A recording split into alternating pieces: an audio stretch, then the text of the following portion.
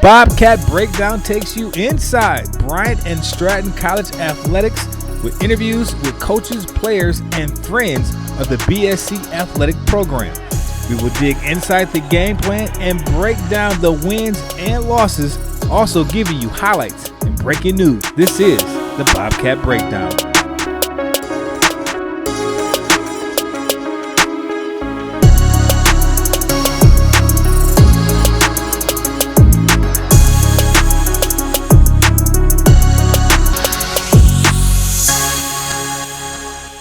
It's another great edition of the Bobcat Breakdown. I am your host, Craig Hart, on the beautiful campus of Bryant Stratton in Wauwatosa, Wisconsin. And we have the ladies' head coach, 12th ranked in the top 15 rankings, but by the time this airs, Jeff Lorenz in your sixth season. Coach, talk about the process in the sense that you've been here from the beginning. You've been able to establish a great culture. How are you building this culture and continue to have success? Well, it starts with the players. I mean, you know, in all reality, everybody says it always starts with the players. But truly, it's picking the right players, selecting the right players for the program that have the morals and have the drive and the ambitions that you're looking for and what you want to build a culture around. You know, that's what we did in year one. I mean, those 5 girls that endured that entire year, they set the platform, they set the level, and it's easy to build from that when you have that type of success with 5 kids. You know, and they came back, and those 5 kids came back, and they won the region.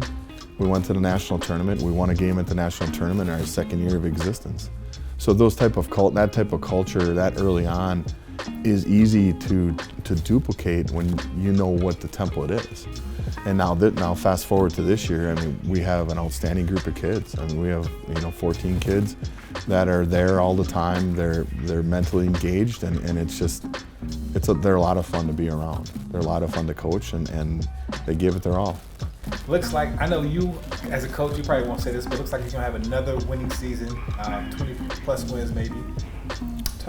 That's hard to do year in, year out. Mm-hmm. COVID, say last year was a COVID year. Mm-hmm. You guys kind of went through that. But winning 20 games at any level, Division I, II, junior college, whatever, that's a very impressive feat. What's the secret or what's the recipe? And do you take that for advantage by winning 20 games, or is that a monument for you too? I wouldn't say it's a milestone or a monument. I'd say it's the expectation. I mean, you know Greg Brantner, he sets the platform. He said, nothing less than the Region 4 championship is the expectation. And, and if you set that as the expectation or national tournament as expectation, 20 wins are just going to happen along the way. And it's just a number that kind of happens along the way. Is it something that, we strive for every year? Oh, heck yeah. I mean, it's one of our goals that we put on the board is most certainly is the Region 4 championship, that number 1 seed, and to win the region and advance to the national tournament. But again, it revolves around the kids that we bring into the program, and we're successful because we're putting these kids in a position to strive to their fullest potential. When you say 20 wins, I think it's a big monument just for the simple fact you don't play cupcake games, yeah. Right? You're playing Division I junior colleges, you're playing some of the top Division II schools, and so when you hit 20, that means you had some solid games in there. So I think as a fan and also as a member of Bobcat Nation, we respect that you play those type of games because it gives the players that experience. Exactly. I mean, those experiences, you can play all the teams you want in our region, and we'll do really well against the teams in our region. It's preparing the team for the long run.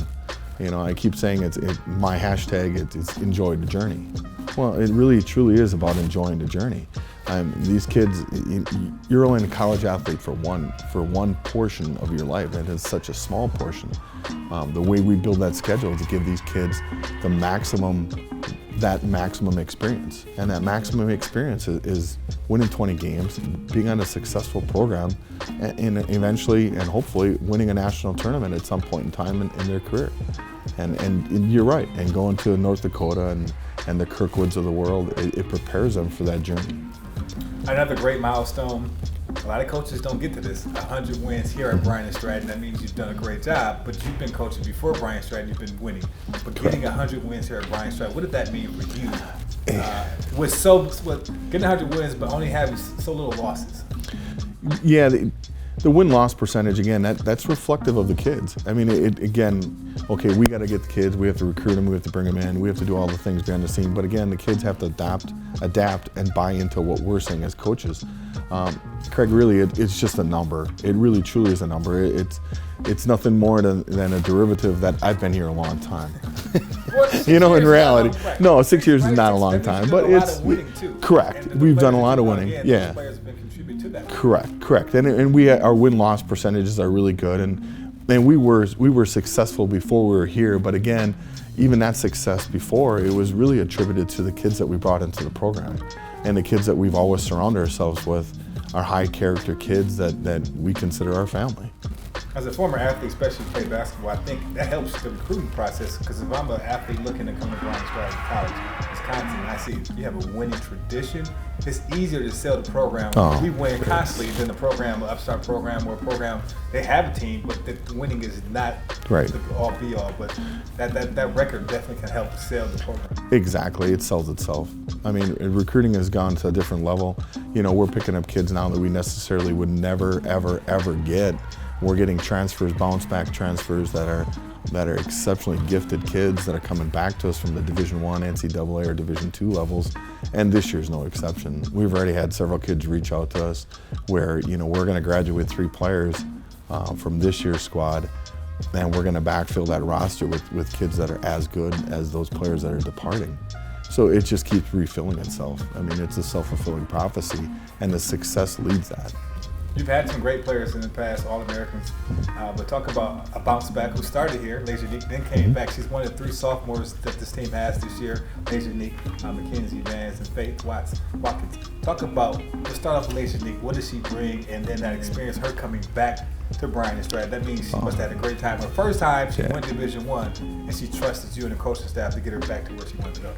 Yeah, Lejeunique is, you know, she's that Division I athlete. She has those intangibles that every kid desires, but she has those intangibles. She's got the motor, she's got the work ethic, she's an absolute gym rat. On top of that, she's just a really good person. You know, and again, and those are all intangibles that we look for in athletes. And then you look at Mackenzie Van. Mackenzie Van, you know, her senior year in high school didn't go the way she wanted. She had an injury. She came to us, and she had Division I looks out of high school. Her first year here was a good year. It wasn't quite as solid as what we expected, but this year she's come on. I mean, Mackenzie is her high level of energy is so contagious, especially on the defensive end of the floor. And she's just an absolute in-your-face defender, and it's been a lot of fun to watch her maturity over the last 3 years. On top of Mackenzie being really good on the court, you know, she's an academic All-American. She's just a great kid, great student. Another kid you want to build your program around, as is Lejeunique. And then you look at Faith Watkins, another 3-year lady that again entrusted us 3 years ago. She was on, along with Mackenzie, she was on that team that qualified for nationals but got COVIDed out, and Leja was on that squad also. Faith has really stepped up this year. I mean, when is the last time you've seen a 6'4" female athlete shooting jumpers, you know, and knocking down threes, and her jump shot has really gotten pure. And when she decides to dominate the glass, she dominates the glass. She's another exceptional student. Her and Mackenzie both will graduate with their bachelor's degree from Bryant and Stratton, and they'll be able to pursue their master's wherever they decide to go. But Faith is another kid you build your program around, just a great person, great personality, comes from a really nice family, and they've been a lot of fun to be around the last 3 years. And all 3, like you said, well, 2 of the 3 played here 3 years for Faith and Mackenzie, and I think last year it wasn't the best season for them from a record-wise, but you've seen the leadership that Mackenzie brought last year. I remember that from the start. She was one of the veterans, because it was pretty much a freshman team for her and Faith. The leadership both of those ladies brought last year, this kind of helped this year when you got Lejeunique back. So like the program is already set because you have those leaders. Exactly. Set, so. And the maturity level difference between, you know, their first year here and now this year here. You know, first they come in as high school seniors, and they're young female athletes, and now they're mature women. going out into the future, having their degree, being able to compete 2 more years in college. You're right, it sets the table. That type of maturity, that type of leadership really sets the table for success. Because when you really look at it, we're a very young team. I mean, we have 3 sophomores out of 14. We return 11 freshmen. That's craziness to think. I mean, teams in the region got to be looking at us going, man, they're bringing back 11 freshmen out of a squad that could potentially win, 20-plus wins. Having, you were out for a little bit, having those 3 sophomores being able to kind of help the coaches take over the practices and be that leadership on the court for you, that must have been a great feel for having those 3 young ladies being able to step up. Oh, it is. That type of, that type of leadership is just, it's irreplaceable. Because it's like having coaches, having girls in the system for 2 or 3 years, and they're like coaches that are on the floor.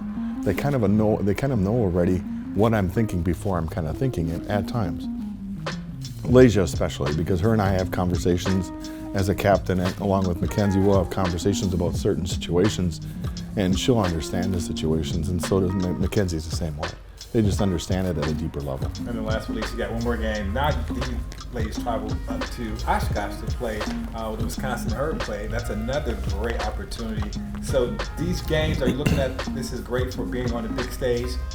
If the luck goes our way, we make it to the national tournament. You've been able to play on those big stages, and those games kind of help prepare for that. Exactly. The preparation for these games, it's going to be like every other. And that's one thing that's really critical when you're at the national tournament.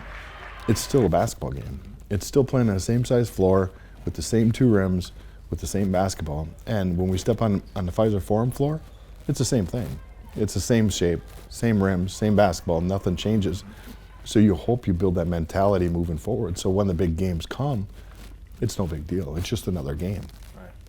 So that's the head coach of the Bryant Stratton women's basketball team. Make sure you keep track of the Lady Bobcats this season.